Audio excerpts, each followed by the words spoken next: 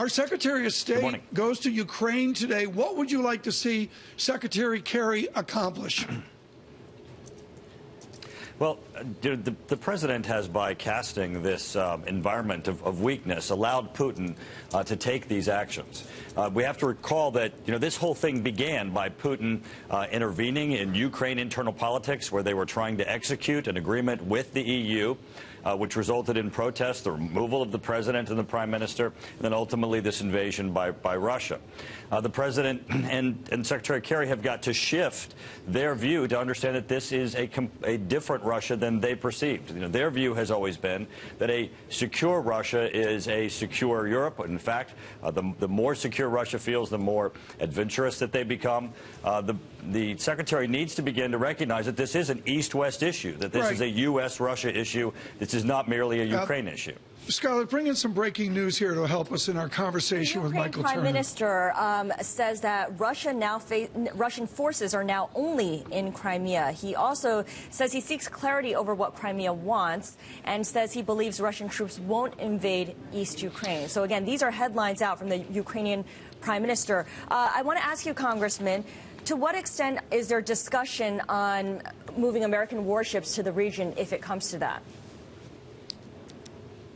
Well, I think this needs to be a broader discussion than just where do we move assets. But clearly this is one where we need to make certain that we take actions that strengthen our allies. We have a number of allies that are very nervous right now. Obviously, Estonia, Latvia, Lithuania have concerns as they look to their issues with Russia.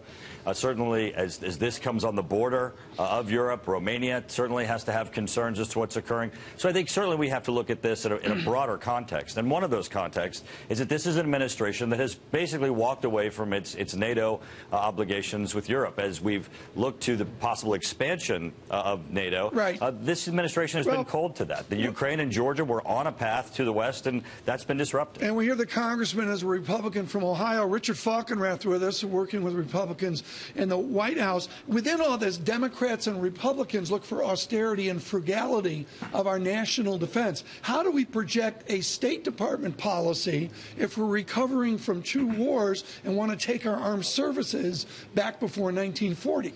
With great difficulty, and really the military dimension of our engagement here is absent. This is not going to be a crisis that features U.S. military use of force or threats of military force.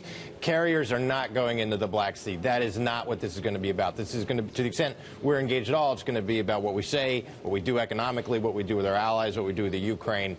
We have no powerful coercive instruments that can move Vladimir Putin on this front. Congressman, have we learned anything about the way that Russia has made these moves? I remember when Georgia invaded South Ossetia, there was an interesting cyber attack around the same time that sort of precluded that. And I wonder if you were seeing anything that's happening in Crimea that's similar. Well, I think there'll be lessons to learn there, but I think the big lesson has to be learned by this administration. You remember, this is an administration where the president, in an open mic incident with Medvedev, got caught trying to negotiate a secret deal with Putin about our missile defense system. The New York Times reports that Russia may be violating the INF treaty without action by this administration, even not informing our allies. This administration has been pursuing a narrative about Russia that is just not accurate, and it's put certainly, I think, our allies in the United States in a very disadvantaged position as we look to Russia, which is an aggressive state, and obviously taking action in the, meddling in the affairs of Ukraine. You were the mayor of Dayton, Congressman. That's a pretty cool thing. I mean, I've been out there a number of times to talk to finance, to University of Dayton. Congressman, what was the tone of your 10th congressional district over the weekend? Are your constituents engaged in the Ukraine, or are they engaged in domestic politics?